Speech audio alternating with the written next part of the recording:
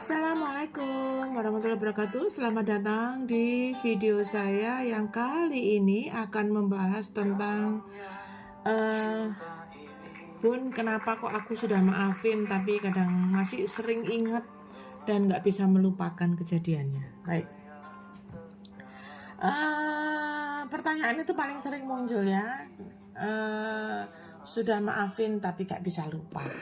Kenapa Bun? Kok bisa begitu? Apakah berarti aku belum memaafkan? Ya, karena memang memaafkan dengan melupakan itu tidak sama.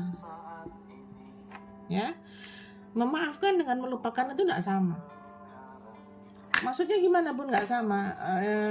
Secara kalimat pasti jelas nggak sama, gitu kan ya.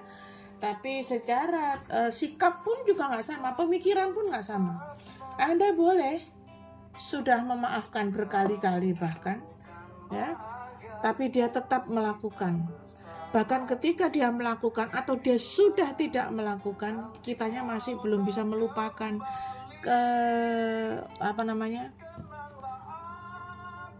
kesalahan dia di masa lalu.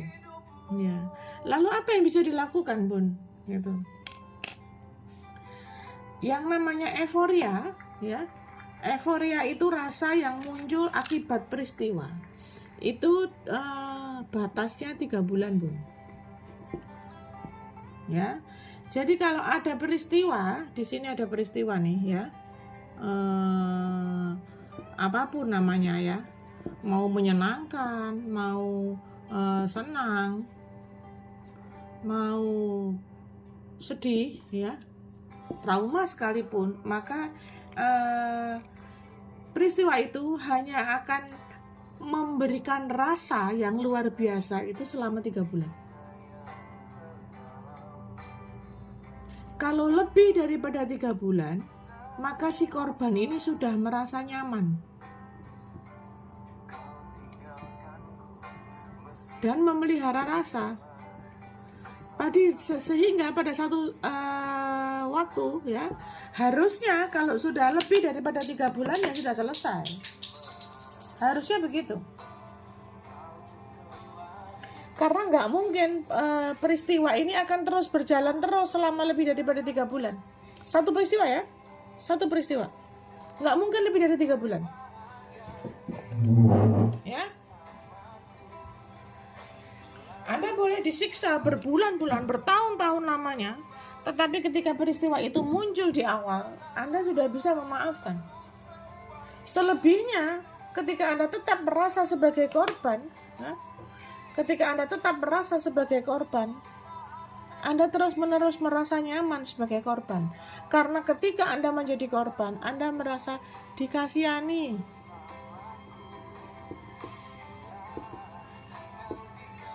Anda merasa sudah ada titik di mana aku ketika jadi korban kok nyaman ya.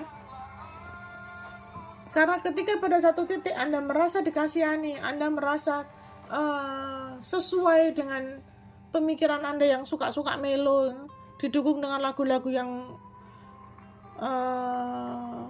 sakit hati. Karena Anda kembali lagi ini levelnya, karena sudah nyaman.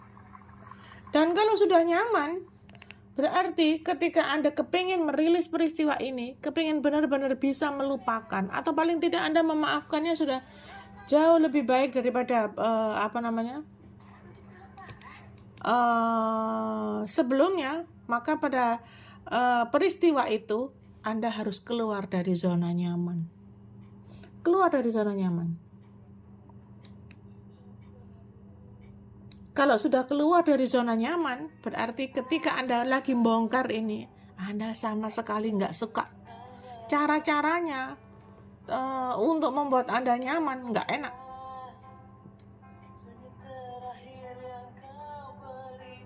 Karena Anda sudah tidak lagi memelihara rasa sakit hati. Apa yang nggak boleh dipelihara? Sakit hati.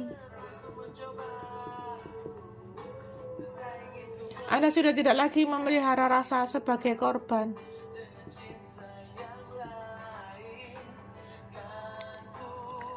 Anda sudah mulai move on. Meskipun proses peristiwanya ya yang terjadi itu masih terus berlanjut. Dia masih bawa temennya, dia masih bawa minuman kerasnya mungkin, atau dia masih bawa selingkuhannya. Anda masih melihat itu, ya. Oke, mengapa kok bisa begitu, Bun? Karena Anda suka disakiti. Karena ketika Anda nyaman, Anda suka untuk disakiti. Ketika Anda nyaman, Anda suka disakiti. Loh, Bun, kok ada orang suka disakiti? Buktinya Anda terus merasa disakiti gitu. Anda nggak mau move on, itu karena Anda suka disakiti, nggak mau move on.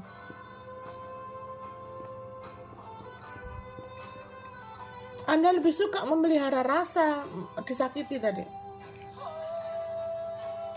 Lalu gimana pun caranya supaya aku tetap benar-benar aku bisa lupa, atau aku benar-benar memaafkannya 100%?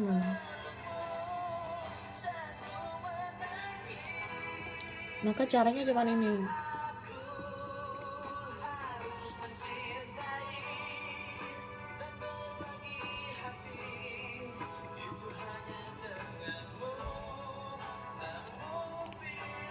Lepas ini bukan berarti Anda harus keluar dari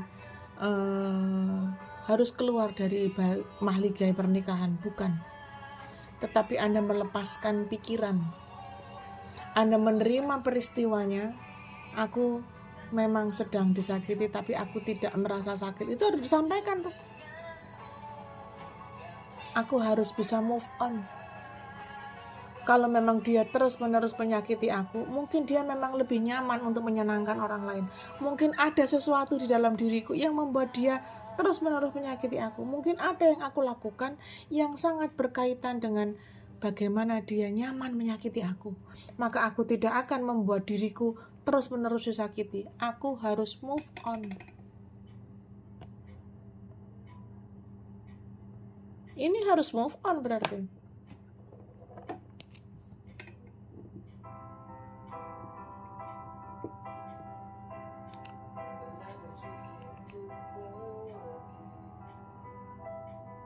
Karena ketika Anda tidak mau memaafkan, Anda merasa nyaman. Padahal beratnya orang memaafkan itu sama kayak Anda bawa sekilo gula, besoknya lagi sekilo lagi. Lama-lama numpuk tuh, berkilo-kilo ada di pundak panjenengan, bertonton mungkin beban daripada peristiwa itu. Dan Anda pasti tubuh tidak akan bisa merespon dengan baik. Tubuh akan merasa kesulitan karena sudah terlalu berat bebannya. Maka ketika sudah ada peristiwa baru lagi, Andanya sudah kepingin menyelesaikan hidup saja. Karena Anda tetap pada mode ini, suka disakiti. Anda selalu merespon orang lain, melihat orang lain pada titik kesalahan. Ini suami nih. Pasangan gitu lah ya. Lalu ini adalah kesalahan.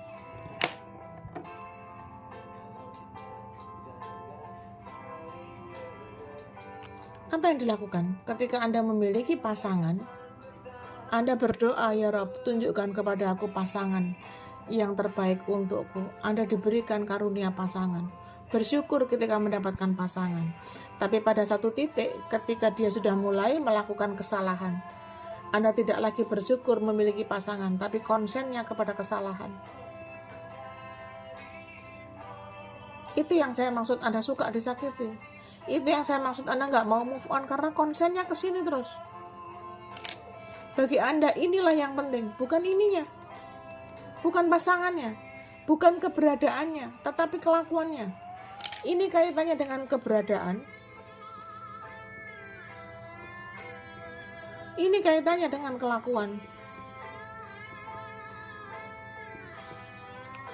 Anda tidak bersyukur terhadap keberadaannya yang sudah Anda doakan di awal-awal Anda sebelum menikah. Ya, yang kehadirannya Anda rindukan, tetapi Anda lebih konsen kepada kelakuannya. Kalau Anda sudah kalau Anda sudah terus-menerus konsen kepada kelakuannya, Anda tidak bersyukur pada keberadaannya.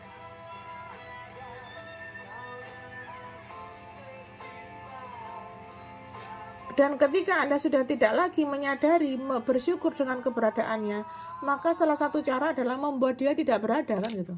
Membuat dia tidak ada, kan gitu. Dan yang bisa membuat dia tidak ada itu cuma Allah, bukan kita. Maka sekarang syukuri saja dulu keberadaannya, keadaannya, sebelum Anda konsen kepada kelakuannya. Bersyukurlah dulu kepada adanya dia, adanya pasangan, sebelum pasangan ini dianggap betul-betul menyakiti Anda dan Allah melihat orang ini gak ada manfaatnya, maka diambil. Atau mungkin justru keadaannya, ketidakberadaannya nanti adalah bagian daripada doa Anda. Anda mendoakan kayaknya dia lebih baik mati, jadi naudzubillahi min dzalik. Jangan-jangan Anda lebih nyaman untuk menjadi memisahkan diri dari orang yang selama ini sudah pernah Anda doakan hadirnya, karena Anda tidak merasa bersyukur terhadap keberadaan dia dalam kehidupan Anda. Karena Anda konsen saja, komen saja, error saja pada kelakuannya. Karena dia melakukan kesalahan. Anda tidak lagi melihat, padahal selalu ada sisi benarnya. Selalu ada sisi kebaikannya. Selalu ada. Saya yakin 100% dia pernah di posisi ini, tapi tidak Anda syukuri. Dia pernah ada di posisi benar, dia pernah ada di posisi baik, tapi tidak Anda syukuri. Sebentar saja,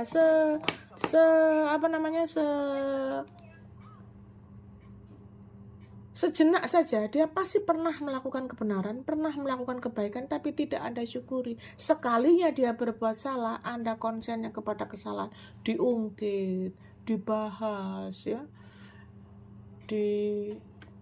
gitulah pokoknya. Padahal dulu untuk bisa hadirnya dia, Anda berdoa kepada Allah, ya Allah, bukankah aku membutuhkan pasangan ya Rob? Mengapa tidak Engkau kirimkan pasangan terbaik untukku?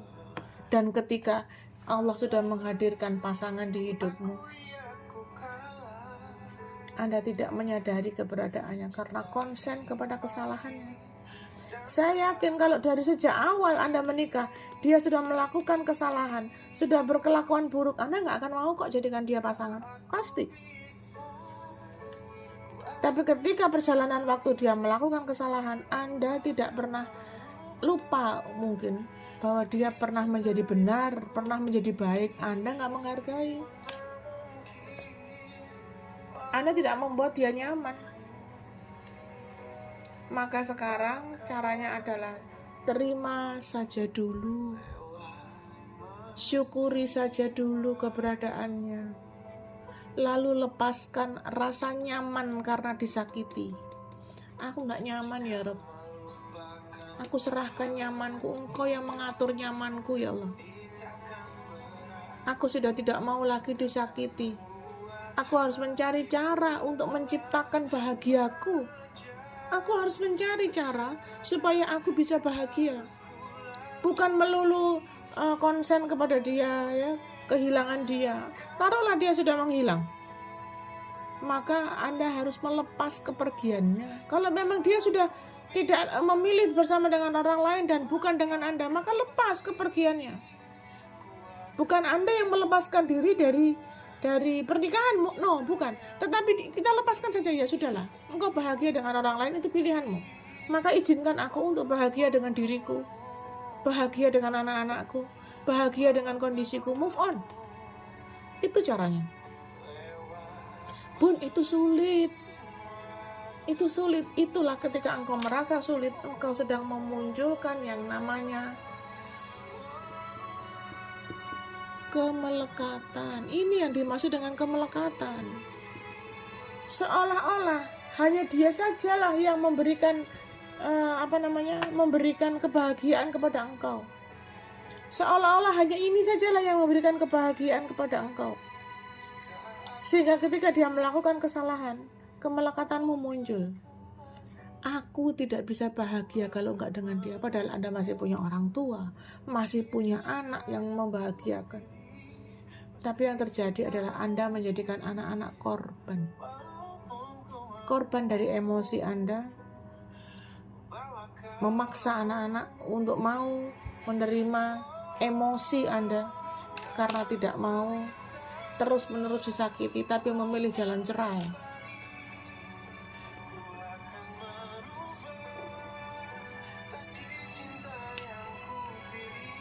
Maka hilangkan kemelekatan pada pikiran Anda. Bersyukurlah saja terhadap keberadaannya. Bersyukurlah saja terhadap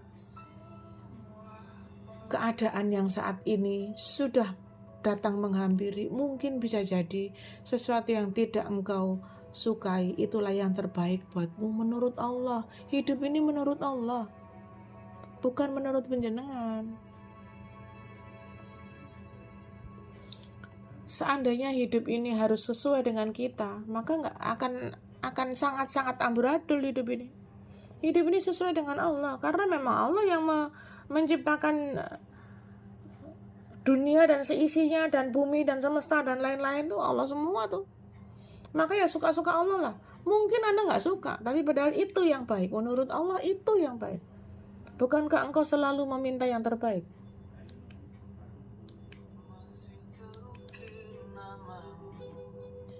Jadi Bunda, sadari proses Anda berkesadaran agar paham bagaimana prakteknya, dengan cara menerima apapun cerita hidup yang sedang Anda dapatkan. Syukuri keberadaan orang-orang yang saat ini hadir dalam hidupmu, meskipun itu tidak membuatmu nyaman. Cari nyamanmu, ciptakan nyamanmu, ciptakan bahagiamu, karena ketika engkau sangat-sangat sibuk mengejar sesuatu yang bukan menjadi milikmu, akan makin lelah. Maka nikmati saja, ciptakan bahagiamu yang bisa kau syukuri, yang bisa kau sadari bahwa itu adalah bagian daripada luar biasanya Allah berkehendak dalam kehidupan kita.